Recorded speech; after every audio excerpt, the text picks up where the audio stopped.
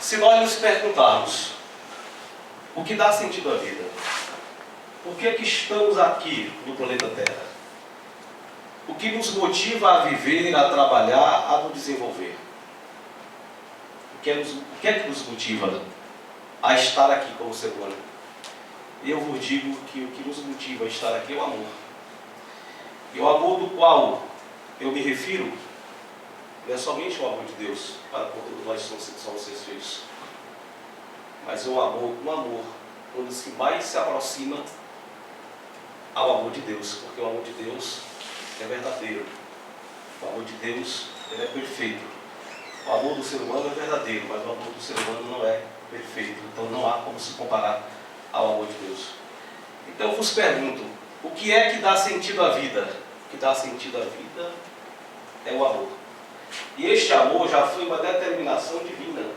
Se nós pegarmos aqui Gênesis, o livro Gênesis da Bíblia, ele diz, lá no seu capítulo 1, disse Deus, façamos o homem à nossa imagem, conforme a nossa semelhança. E criou Deus o homem à sua imagem, a imagem de Deus os criou, macho e fêmea os criou. E Deus os abençoou, e Deus lhes disse, frutificai, multiplicai-vos e enchei a terra. Quando Deus disse, enchei a terra, Deus de fato está dando um comando e dizendo que a criação de filhos é algo de máxima prioridade na criação do mundo. Porque Gênesis é o primeiro livro da Bíblia e fala da criação dos filhos. A própria Bíblia também diz que eis que os filhos são herança do Senhor e o fruto do ventre o seu galardão. Salmo 127, 3. O que foi que fez Deus?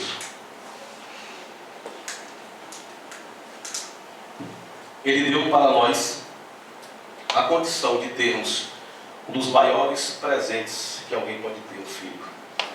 Quem é pai entende e quem é mãe entende. Quem não é pai e não é mãe ainda entende, porque tem um pai e tem uma mãe, naturalmente sabe o amor e o zelo que seus pais fazem para com cada um.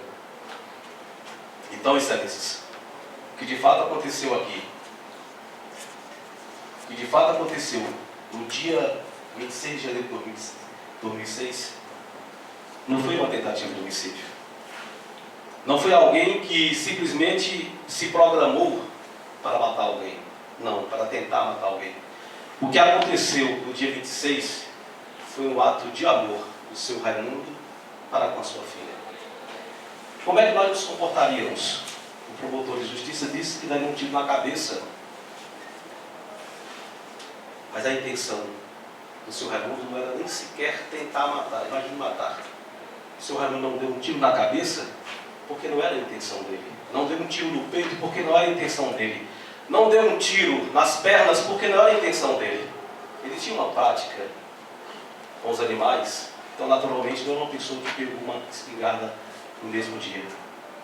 Então essa, de fato, é o que eu trago. O próprio estatuto da criança e do adolescente nos dá comando.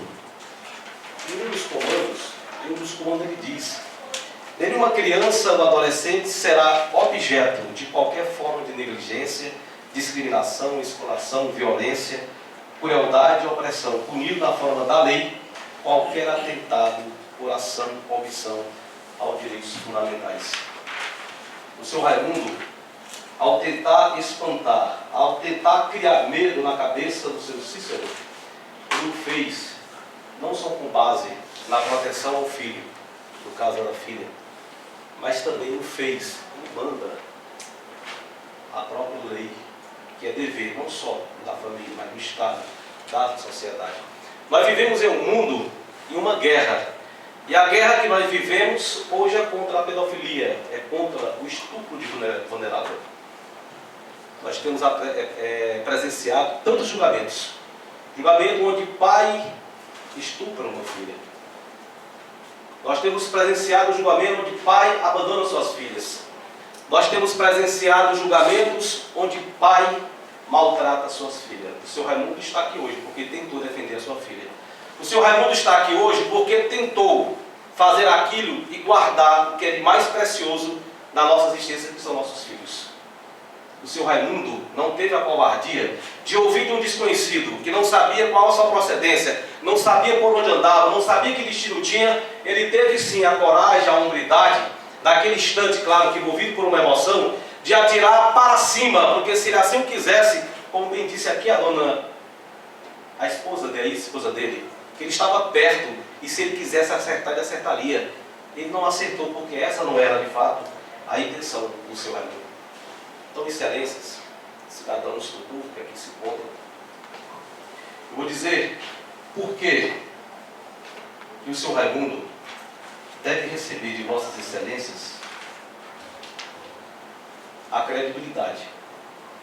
Por que vossas excelências devem absolver o seu Raimundo hoje nesse julgamento? Porque se porventura vossa excelência não acatar a tese da própria acusação, peço perdão porque eu não gosto de falar de acusação, mas promotor de justiça, mas se entenderem que devem condenar, eu preciso, como defesa, dizer que absolvam. Eu preciso dizer que absolvam, porque na mente dos senhores, nós não estamos aqui presentes de alguém que não tem sequer, vamos assim dizer, que não é um reincidente. Não foi uma pessoa que tentou matar uma, duas, três, quatro, cinco pessoas. Não, isso aqui é um pai de família que tentou defender a própria filha. É importante dizer, para deixar muito claro, para nós deixarmos muito claro, que toda vez que acontece um crime, esse crime, ele tem caminhos. O que é um crime? Crime é a ação ou a omissão de um ser humano que tende a lesar um bem jurídico, a vida, a liberdade, isso, qualquer outro bem importante. Mas o crime, ele tem um caminho, que é chamado de iter criminis, o caminho do crime. E para nós entendermos se houve ou não crime, houve ou não a prática de um crime, nós temos que entender esse caminho. Alguém quando pretende matar alguém, porque quem pretende matar, se não mata e tende a matar, é uma tentativa de homicídio, é um homicídio tentado. Tem o primeiro passo do crime, chama-se a cogitação, está na mente, está na cabeça, ninguém sabe. Mas começa a segunda fase do crime, que é a fase da execução. Alguém para querer matar, ele tem que fazer, tem que se preparar para matar. Ninguém ouviu dizer aqui em lugar nenhum que o seu Raimundo, ele comprou uma arma, ele tinha uma espingarda de praxe, dos costumes que ele tinha lá na tradição do pessoal do interior de matar pássaros. O seu Raimundo, ele não comentou com o vizinho, não comentou com A, não comentou com B, com ninguém que tinha a intenção de matar o seu Cícero. Ele sequer conhecia o seu Cícero. Como é que alguém pretende? Como é que alguém se prepara?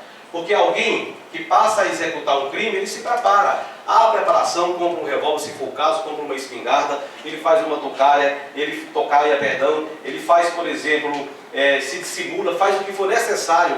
Ele passa a perseguir, sabe, por exemplo, da rotina do dia a dia de uma pessoa, e ele se prepara. Ele faz o seu caminhozinho do crime e diz, eu vou pegar nesse momento, nessa hora, dessa forma.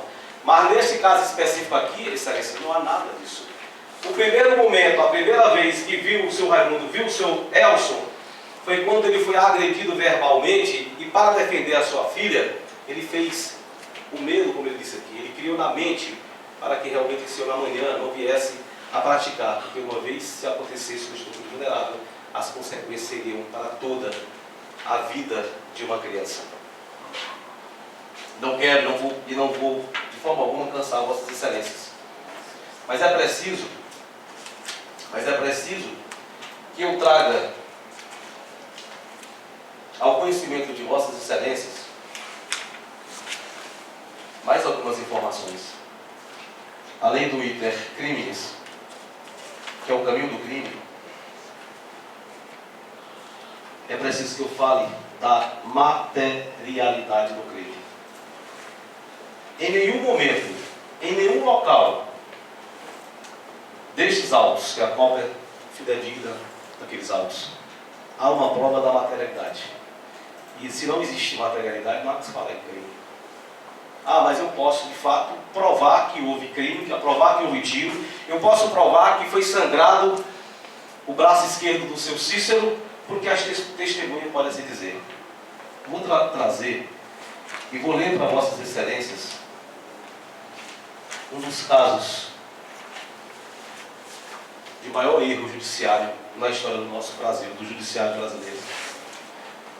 Porque um certo promotor público, que não é o doutor José William, entendeu de fazer a peça acusatória, exordial, que é a acusação, que é a denúncia, perdão, e ele entendeu que uma certa pessoa havia morrido, e ele entendeu, com base em apenas testemunhas, que aquele cidadão, que era um cidadão, deveriam ser presos preventivamente, deveriam ser condenados, deveriam ser condenados. Sem nenhuma prova dos laudos, nenhuma prova dos autos, da mesma forma que é esse caso aqui, que é o presente caso. Alguém disse que atirou, não sabe de onde atirou, ninguém viu nenhum sangramento. Mas disse também aqui, o promotor de justiça, que quando não há laudo pode ser feito por testemunhas, que seria lá o exame de corpo de delito indireto. E quero que Vossas Excelências ouçam atentamente ao que eu vou ler.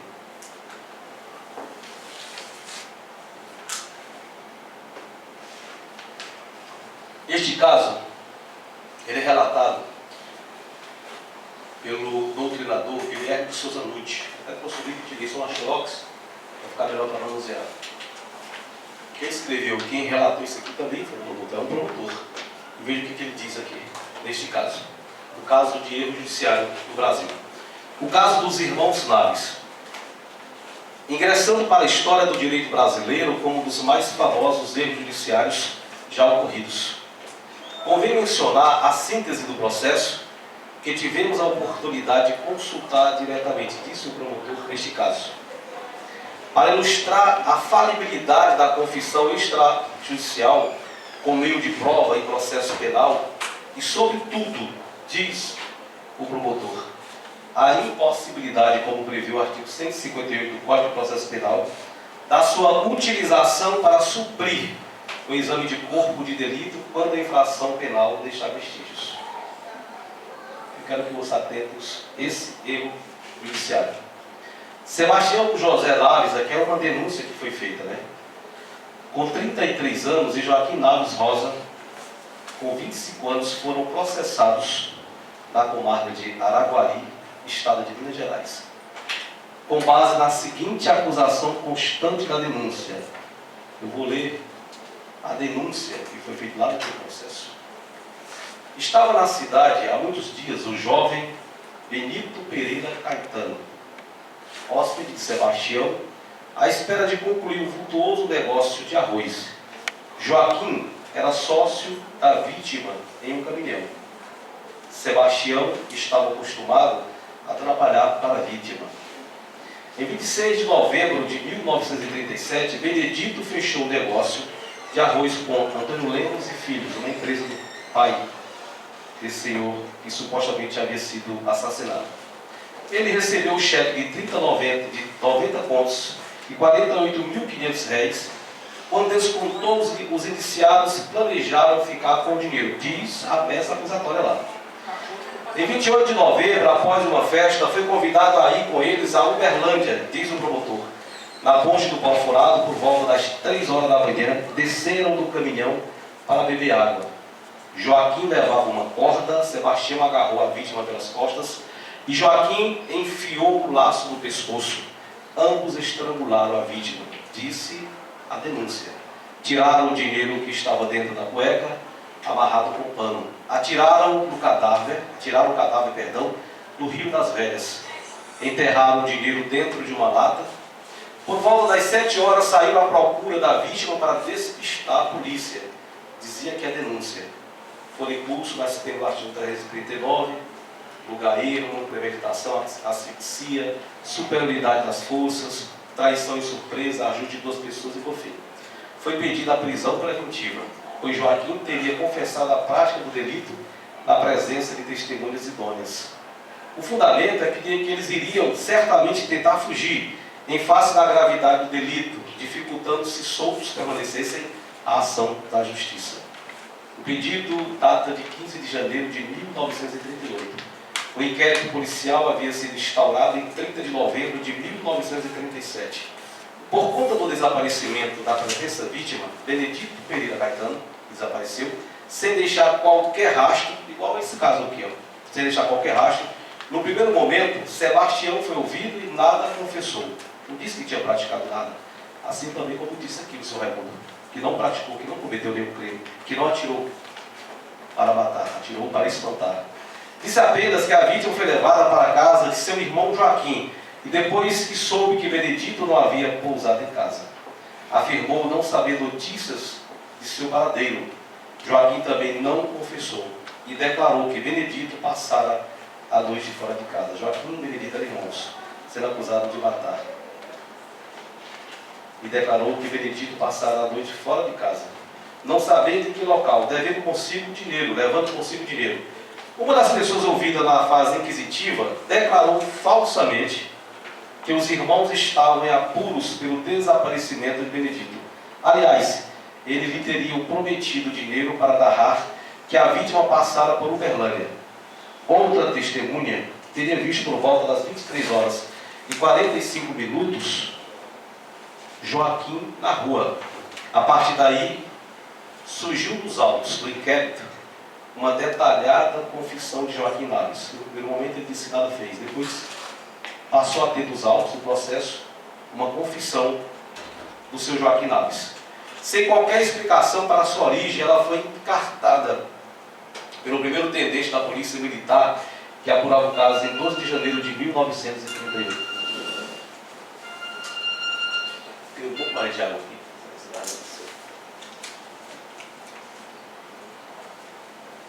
E veja bem, sem qualquer explicação para a sua origem, ela foi encartada pelo primeiro tenente da Polícia Militar, que apurava o caso em 12 de janeiro de 1938. Pessoas teriam participado do ato procedimental que colheu a mencionada confissão extrajudicial. O auto de busca e apreensão, providenciando nada, apurou. Joaquim, então, foi ouvido de novo. Ocasião em que teria dito que Sebastião ficara com dinheiro, razão pela qual nada foi localizado. Recebida a denúncia, foi decretada a preventiva em 17 de janeiro de 1938, pelo juiz de paz.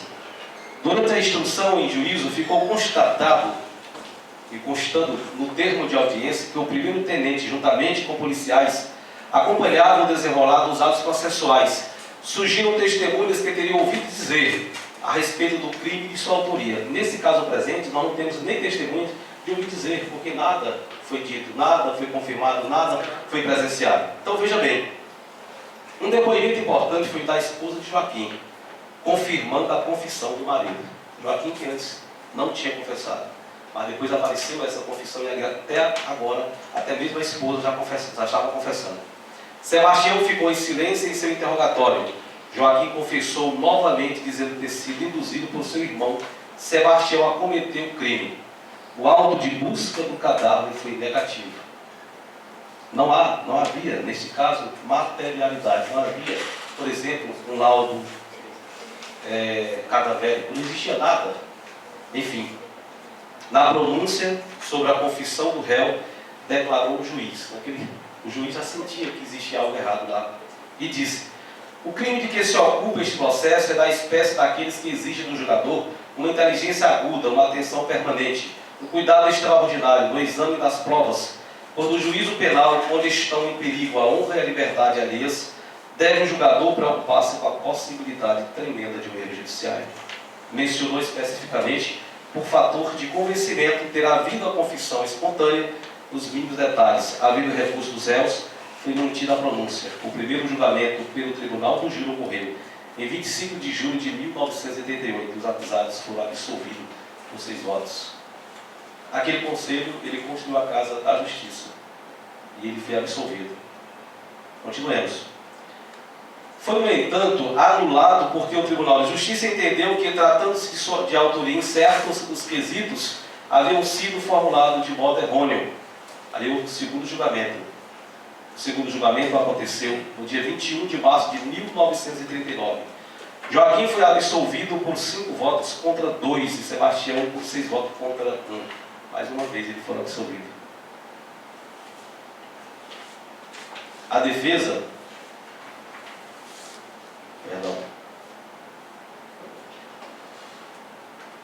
foi anulado porque o Tribunal de Justiça entendeu que, tratando-se de autoria incerta, os quesitos haviam sido formulados de modo errôneo. O segundo julgamento aconteceu dia 21 de março de 1939. Joaquim foi absolvido por 5 votos contra 2, Sebastião por 6 votos contra 1. A defesa, ao longo do julgamento, invocou a tortura policial que teria vitimado o réu confidente, havendo apelo do Ministério Público e inexistindo à época a soberania dos veredictos do Tribunal de Justiça. Hoje, a decisão de Vossa Excelência, ela não pode ser revogada, pode ter outro júri, mas a decisão ela permanece, é intocável, né? Naquela época não tinha. Foi o que aconteceu. A defesa, havendo apelo do Ministério Público e inexistindo à época a soberania dos veredictos do Tribunal do Júri, o Tribunal de Justiça de Minas Gerais houve por bem condená-los a cumprir 25 anos e 6 meses de reclusão. Ingressaram os condenados em liberdade vigiada no dia 1º de setembro de 46, ficaram presos por 8 anos, 6 meses e 7 dias. Joaquim morreu em 28 de agosto de 1949. Através da revisão criminal, ajuizada em 19 de agosto de 1949, a pena foi reduzida a 16 anos e 6 meses de reclusão. E vejam o que aconteceu. Benedito, a pretensa vítima, foi encontrada viva em 1952. Tiraram sua foto após Sebastião ter ouvido boatos sobre seu paradeiro. Foram à fazenda do pai de Benedito e lá o encontraram. O pretenso ofendido declarou que havia passado a noite com uma prostituta, naquela noite fatídica de seu desaparecimento, e quando saiu, foi agredido e roubado por 3 homens que teriam ficado com o dinheiro da safra vendida, pertencente ao seu genitor. Por vergonha, subiu para o Mato Grosso e depois para a Bolívia. Afinal, estava devendo ao próprio pai. Por derradeiro, através da revisão criminal, o Tribunal de Justiça de Minas Gerais, por suas câmaras reunidas, em 27 de outubro de 1953, absolveu-os. Deixamos consignado que a confissão de Joaquim, segundo posteriormente ficou demonstrado, teria sido conseguida sob tortura, o mesmo se dando com sua esposa, que teria sofrido tortura psicológica. As provas que os levaram à condenação limitaram-se à confissão do réu e à própria imagem dos testemunhos de ouvir e dizer, além de ter sido formulada a materialidade do crime através de meros indícios, sem qualquer exame de corpo de delito.